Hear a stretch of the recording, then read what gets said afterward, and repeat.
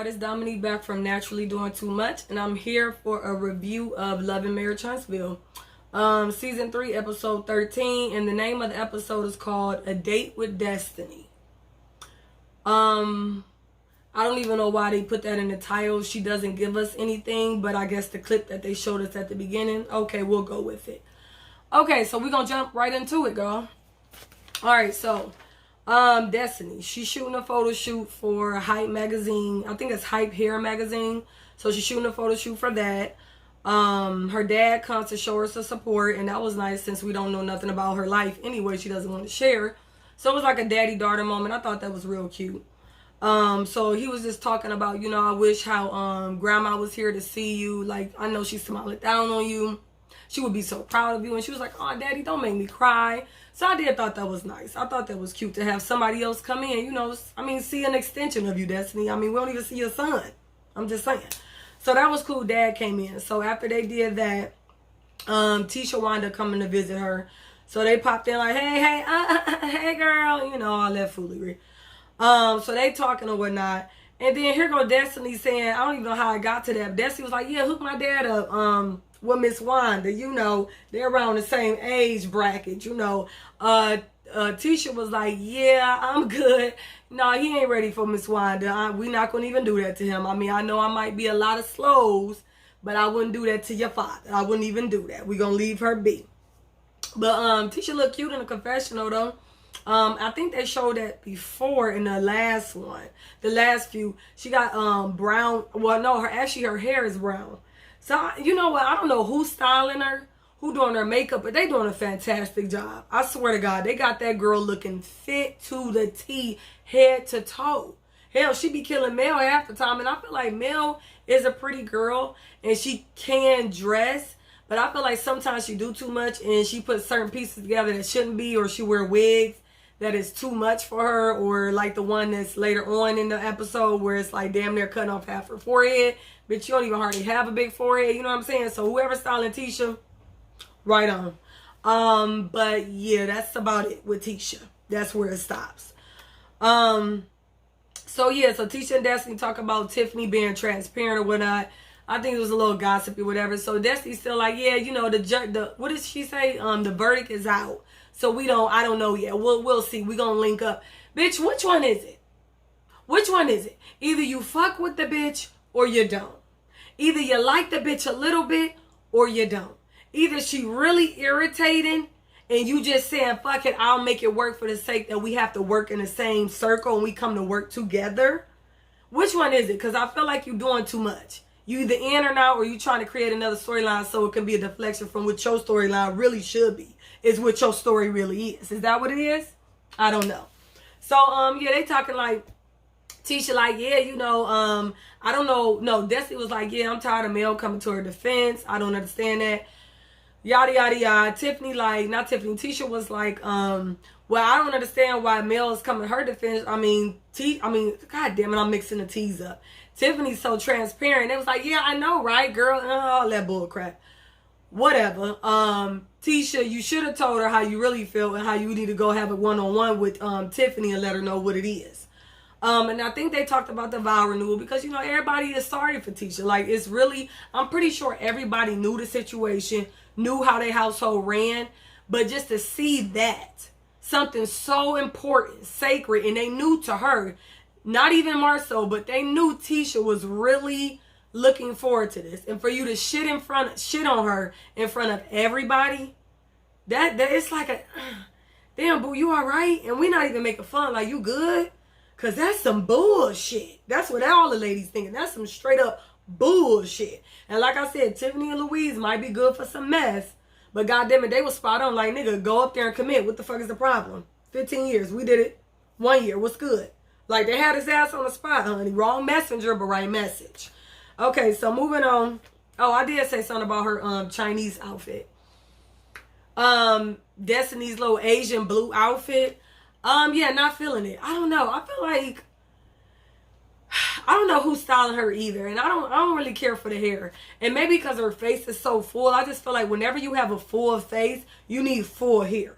You don't need to always be slicked up in a little bun or like a side ponytail, depending on how full it is. I don't know, or the braids to the side. I just feel like that bun wasn't given what it was supposed to give, and or gave. And the Asian outfit, she could have kept that. Yeah, do better, Des. And I don't promote surgery because I would probably never. No, I know I would not get surgery. I'm too scared to go under the knife, first of all. But damn, girl, you need to get invest in a better push-up bra. You and Trina from Love and Hip Hop, itty bitty titty committee. I'm just saying, dude, just get a little push-up to give it a little oomph, to go with the rest of your body. I'm just saying. Okay, so oh, and then okay, they still talking. So basically, Tisha was telling Destiny, like, basically, I had to what she say? I had to change my expectations for Marceau. I had to change my expectations for Marceau. Because why? Because Tisha knew they weren't going to get met. Okay? He was going to do what he wanted to do, and you didn't want to get yourself disappointed. So what you do, lower your expectations. Because at the end of the day, he going to do what the fuck he want to do regardless. If you have an opinion, a say-so, a concern, it does nothing, goes on deaf ears. Falls on deaf ears. Then he going to look at you like, bitch, the audacity for even to question me. So it was just like, damn, Tisha. Oh my God, poor Tisha, poor Tisha, poor Tisha. Damn, and the sad thing, I don't think she would ever leave him. I don't think so. And if she do, I feel like she's going to be probably in her 50s. It's going to be a minute. And they got young kids. She not going nowhere. I don't see it. And that's unfortunate. So then she said, Tisha saying didn't know Mar. Okay. So then she told Destiny, I didn't know Marceau was depressed. That was news to me. I was shocked to hear about that. But she knew something was off. But, she just suck it up and, suck up my feelings and I move on. That's not helping the situation. Either A, you're going to fall in depression. Bitch, fuck Marceau. You're going to be depressed. Or you're going to explode on him or do something out of the norm. And then it's going to shake the house up. I don't know, for better or worse. Or you could just do something in the moment because you need to release this frustration. And then you just fall right back in. So it's just like at the end of the day, Tisha, you need therapy, extensive therapy. Maybe a life coach. Keep doing what you're doing, inserting your independence, gaining your independence. At this point, I don't know because of how you were raised, how you were brought up. And you talked about, and we're going to talk about that later on, but it's just like generation, honey. You gotta start somewhere, Tisha. And the shit is so sad. I can't even rag you no more. It's just, poor Tisha. We gonna pray for her. We gonna pray. Okay, so moving on to Martell and Marceau. So, Martell comes to Marceau's office, Scope, which I forgot about at the beginning of the season. Him, Maurice, and Marceau, they all created Scope together before I guess Martell departed or left and did his own thing. So, he basically talks to him about the 47 acres. Hey, I want a piece of this. We need people to, contractors to help build it. I know they were talking about this a while ago. And take that back. Well, I'm not sure. I think it's Martell coming to Marceau about the 47 acres. About having him come build. Because he's a contractor. And Martell is the real estate, if I'm not mistaken. So basically, long story short, Martell needs some money. He wasn't presented with the opportunity because Chris took it to Mel because, number one, she has the builder's license, which means, number two, he can get paid because she has the builder's license. And number three, he's seeing you for your worth. He like, nigga, you fucking up everything out here, and I'm not trying to be attached to that. So I'm going to go where the money is, and that's where Mel is. Now, you could say he was being a little messy. Maybe not, or maybe he could have just told them both. Let me let y'all both know up front in a meeting so nobody is left out or feeling a certain type of way, even though I already know I'm going to give it to Mel regardless because that's what the client wants, and that's where I want, and that's where the money is because she has the what? Builder's license. Why didn't you never go back, Martell? But you know what? That's besides the point. So, yeah, I think Chris should have just set them both and told them what it is. Hey, I know y'all going through a lot right now. It's playing out on social media. Martell, I know it's some unfortunate events that had happened and then it negatively affected you. Mel has the builder license. I'm looking to hurry up and move on this. I would want to keep it in the circle, or you the guys, maybe the only guys I know in Huntsville that could be a part of this. And I'm willing to work with Mel. The client wants Mel. And I wanted y'all to know up front. Not trying to be messy, but at the end of the day, it's about this paper. Period. Could have just did that. Or you could have brought him singly. I mean, it don't matter. At the end of the day, Martell fuck his own self. So he don't even deserve that because he digs himself in his own grave. So until he learns how to dig himself out and make sense of the real world, fuck it. He don't deserve no courtesy. He'll be alright. So, you know, he don't have no builder's license, so that's why he coming to Marceau. Nigga, you just was ragging on this nigga last season, but obviously you need money, right? You're drowning. Okay, and Marceau probably gonna be with it too, I guess. I mean, probably because he like, fuck it, I need this money as well. We were supposed to do it all together or something where they were, whatever, whatnot. So long story short, so they talking about the 47 acres. I think Marceau is agreeing with it. Marceau basically says, do you think you will be able to work with Mel on this project? Because say if Mel works on this project and you working with me, we all working together. So can that happen? Nigga, you know it can't happen. Martell said, well, you know, I don't know. Because sometimes I be tripping. I just don't know. You know, I don't know how when I be tripping or how I be tripping.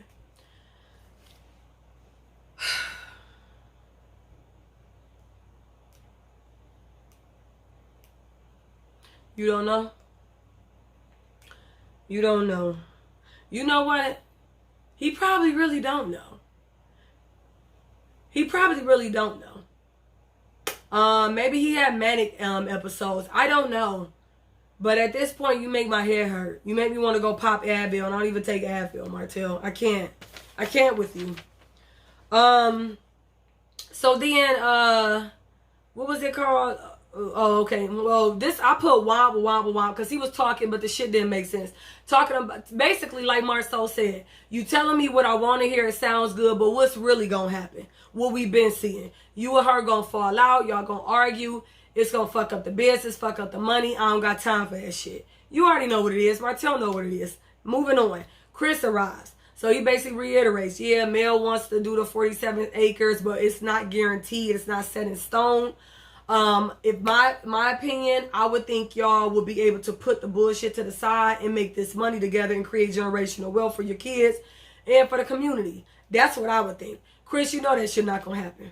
Sound good, but you know it's not gonna happen. Martell, sound good, but you are the reason it will not happen.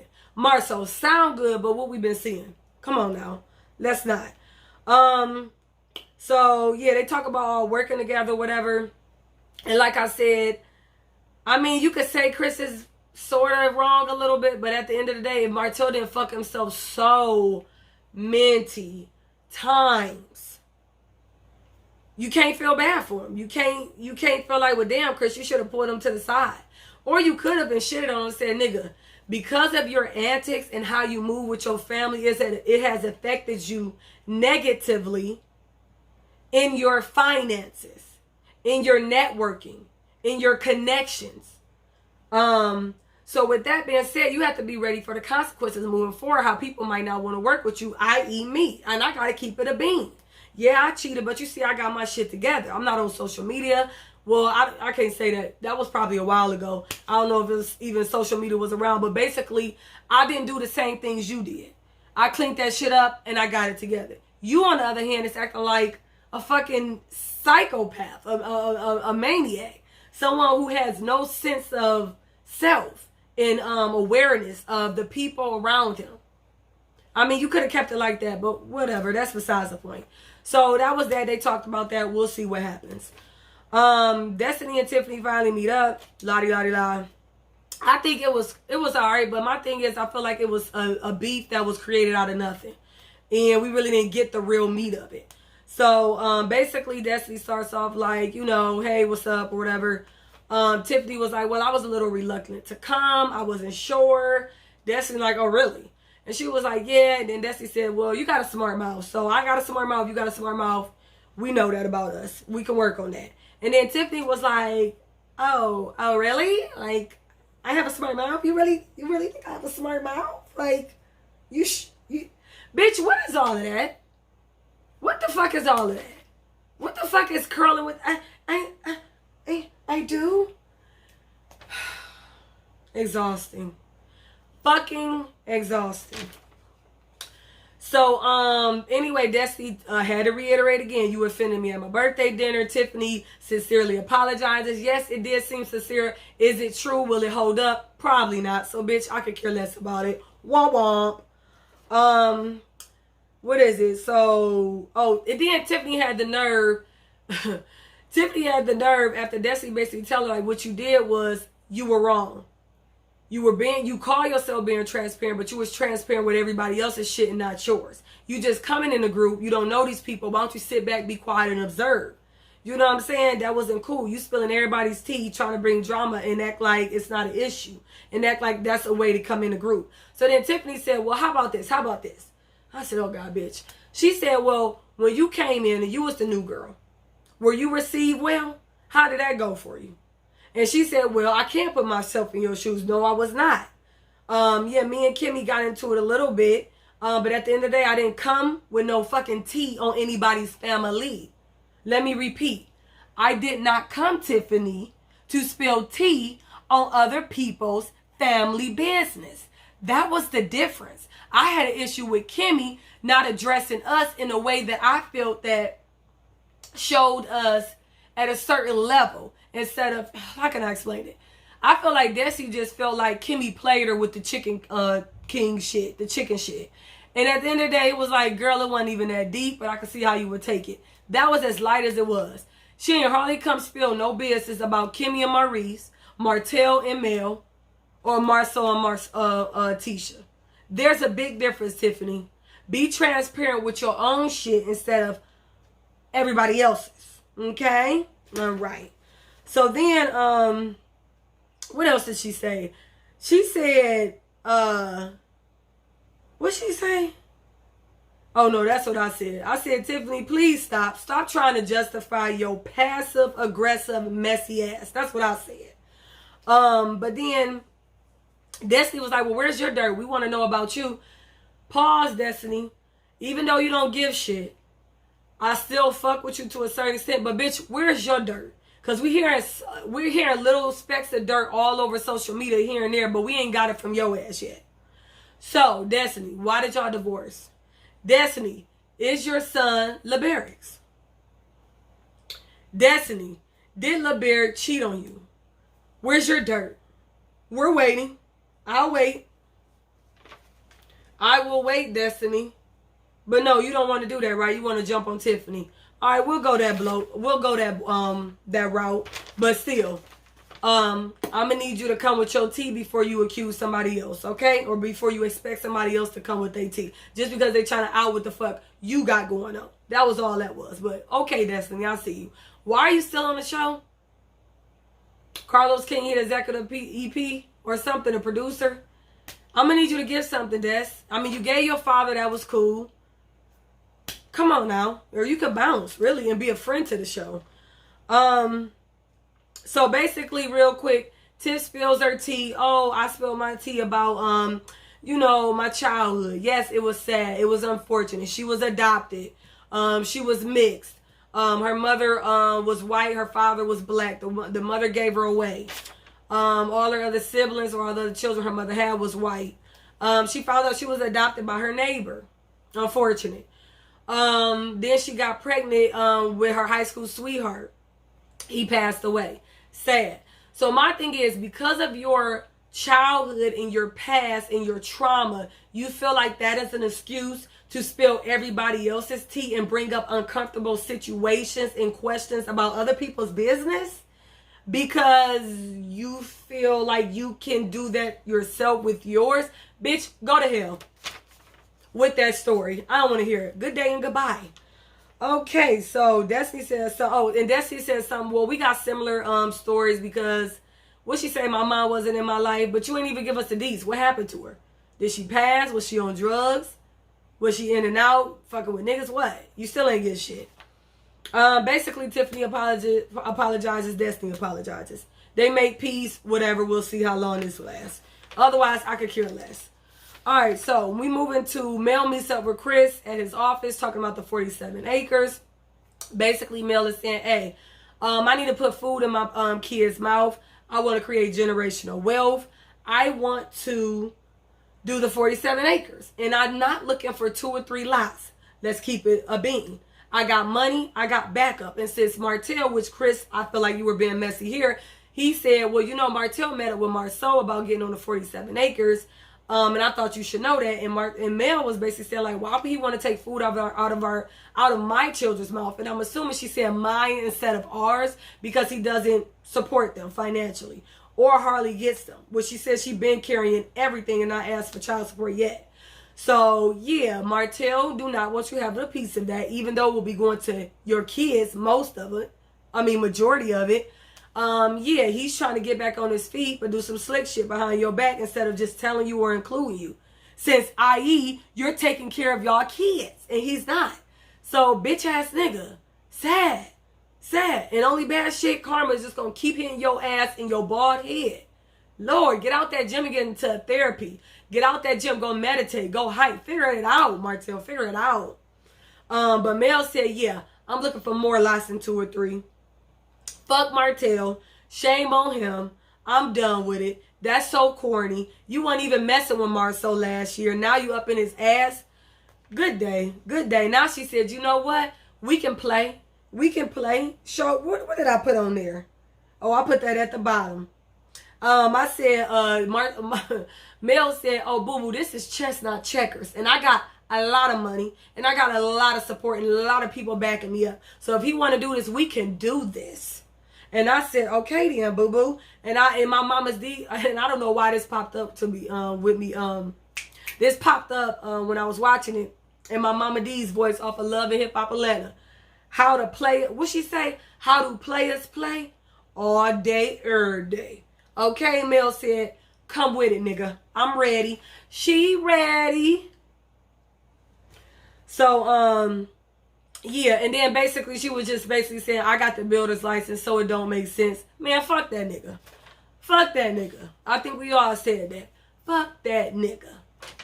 All right, so where we at? Where we at? Okay, so it goes to Martell and Maurice. This sad ass nigga goes to Maurice's office, basically saying, here, I would like for you to repair my credit. Yeah, I know it ain't looking good. Yeah, this nigga failed 100 points. And he said, just last year I was able to walk into a bank and get any kind of loan, $500,000 loan. Now I can't. Yeah, nigga, because your credit is shot. And what you trying to do, your shit need to be up there. And for you to say just a year ago, lets you know who fault was that. See? See how all that mess got, where that mess got you? See how far, not even far, see how quick you fell? And then Maurice said, hey, slow your roll. This is going to take some time. This is going to take about 2 years for you to get your real estate license or something like that, the builder's license, but you got to do something within the real estate department. So he was like, I'll work with you. You know, I'm here to do that, but it's going to take some time, dude. Like, it is what it is. You're fucked. You fucked yourself. Get over it. So then Maurice goes into depression. You know, that depression talk had me thinking when Marceau said he was depressed. You know, I think I'm going to go to therapy. You know, and I think you should go to therapy too. Why not? Here go Maurice trying to be the humbug. We all come together. Yeah, Martell not doing that. He saw the therapist. He saw Dr. Francis, and he was good. He wasn't hearing it. He wasn't here for it at all. But then Maurice says, you know, we're living dreams right now. We are. So when he said it, I basically got from it, we shouldn't be depressed. You would think we have everything. That's true. But my thing is, what are you gonna do about it? Therapy. And when are you going to go? And are you going to be consistent about it? It sound good. I see the image you trying to push, Maurice. But are you really going to go?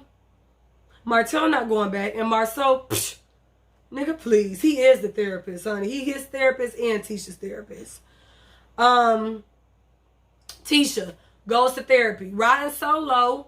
Yeah, Marceau not coming. We knew Marceau wasn't coming.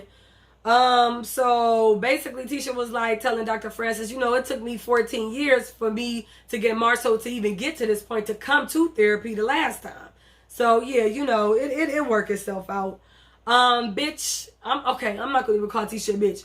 Girl, you are in the sunken place. And I hope to God one day you get out. Cause yes, this is entertainment. Yes, we laugh, kiki, hee, ha. But at the end of the day, what Marceau is doing is emotional damage. He's emotionally abusing you. He's emotionally controlling you. Your mental And if you don't have your mental, you really just a body, a vessel for him to do whatever. Put wherever, place wherever, a piece in his fucking game. And that's just so unfortunate, Tisha. I really wish you, I really wish and hope and pray that you do get to a point where you figure this shit out. Because this shit is a drag to watch. I can only imagine being in your shoes. So, moving on. So then, let's see, what did I say? Man couldn't come on kitchen do anything. Oh, okay. So this is when Tisha basically goes into her childhood. You know, well, when I was growing up, everybody took care of the man. Not everybody, but all the women took care of the man. That's just how it was. They was coddled. They were taken care of. They were not allowed in the kitchen to cook, do any other household duties. They were taken care of like kings. Bingo. Yeah, that sounds about right. Check. Her mother did it, her grandmother did it, and probably her great-grandmother did it, and it passed on her, and that's what they showed her. So it was nothing for Marcel to see that in her, pick her up, and for her to fall right into it. And I think that's what she said. I sort of just fell right into it, you know. I met Marcel in my senior year of college, and then she was like, when we got married, or I think they got married in senior, I don't know if she said they got married in her senior year of college or right after that they got married and she was 4 months pregnant. And ever since then, she been a mother and a wife. That's all she knows. And he was like, cha-ching, jackpot, jackpot. Yeah, he probably love her, but jackpot. What was it?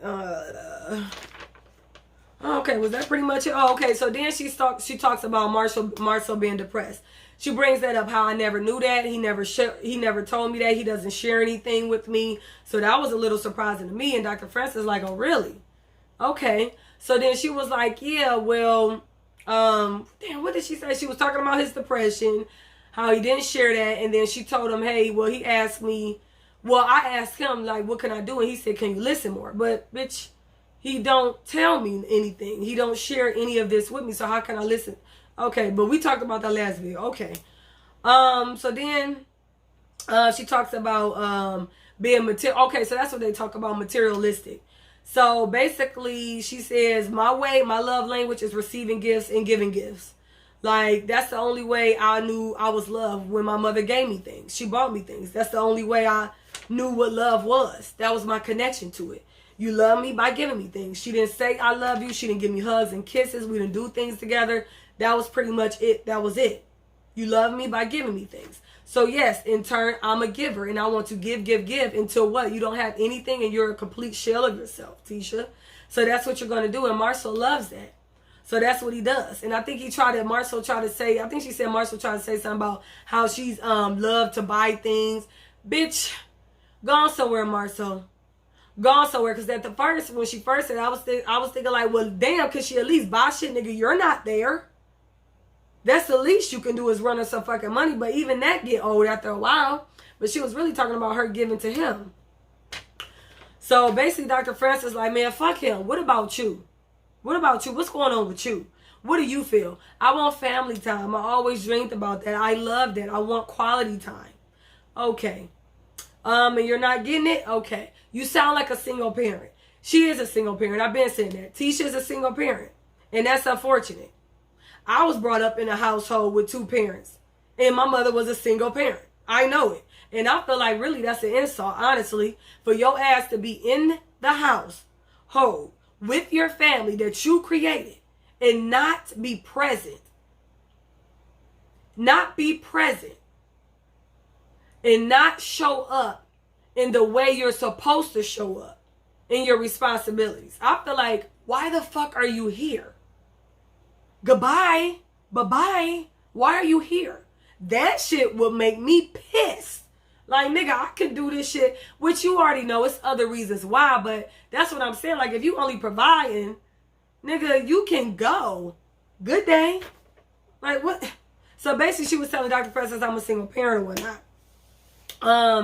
So then she brings up the renewal the renewal thing. So she basically explains how that upset me. I was disappointed. She was embarrassed, of course. Her face was cracked. We all saw it. It was just heartfelt. Not even heartfelt. It was disheartening. And she was just like, yeah, I thought we would thought that would be something nice to do, but he just shut me down and said no. And then she goes into the rumors. So then Dr. Francis says, what about these rumors? Do you believe them? She was like, no, I don't believe them. But, I keep hearing it from my family. I keep hearing it from my friends. I keep hearing it from outside sources. So it's just like, I don't know really what to believe. But I know I need to believe that, he would never do this and be able to block out all that noise. And then Dr. Francis says, the truth needs no defense. So if you feel like you know the truth, but you yet have to defend, that means something is not right in here and you don't believe him. So what's going on that make you still believe that is not the case? And she says, well, I need to be absolutely sure. I need to have absolute evidence in order for me to know that it is not happening. Tisha, it's happening. And it's been happening. And you know it. But you're secure. You have a house over your head.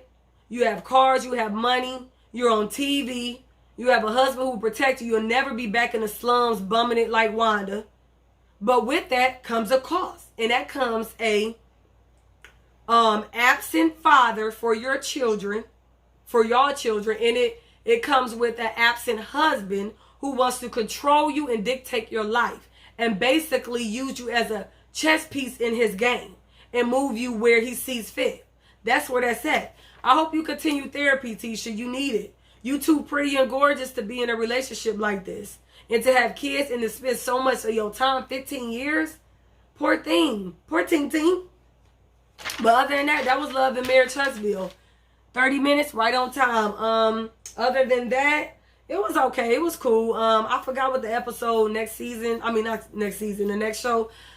I think Martell and Mel was at a park, and Mel was asking him, like, okay, so when are you going to introduce your child to them? When is that going to happen?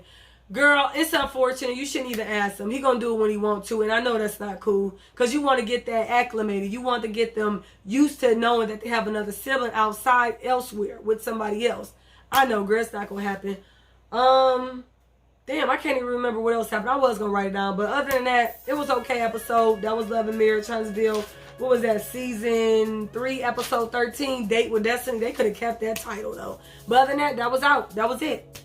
All right, until the next video, I'll see y'all. Peace.